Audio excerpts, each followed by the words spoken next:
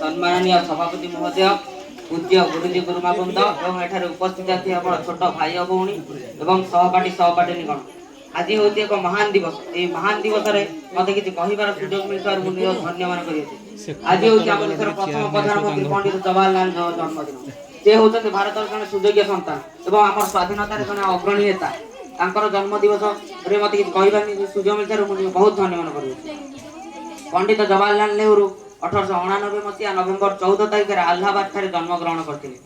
पिता थे मोतीलाल नेहरू जे कि भारत जन विशिष्ट आईनजीवी। माता थे स्वरूपा राणी। से पिलादिनु स्कूल जाई नथिले। बापा पाखे से 15 वर्ष काल आनंद भवन रे शिक्षा लाभ करते। बापा 16 वर्ष बयस केम्ब्रिज विश्वविद्यालय पठाई देते। सेठारे से आईन शिक्षा समाप्त कर भारत को आसिले से देखिले भारत इंग्रेज माने बहुत अशांति सृष्टि कर गांधीजी को निजर राजनैतिक गुरु करी कांग्रेस जोग देते। से ही दिन ठार राजनैतिक कार्यकलाप आरंभ कर देते। से बहुत थर कारबार होती से जेल जाऊे से जेल समस्त सहित निज बंधु बांधुते। जो से जेल बाहर आसते पुणी से राजनैतिक कार्यकलाप आरंभ करते।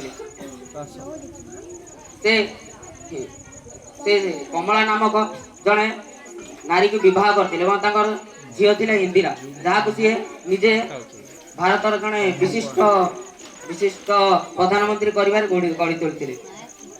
जितेबले चाचा नेहरू को पचरा जाइए आपण जन्म दिवस क्यों दिवस पालन करे से कहते मु शिशु मान को बहुत भल पाए तेणु मो जन्मदिन को शिशु दिवस रूपे पालन करा जाऊ। एत मोर वक्तव्य।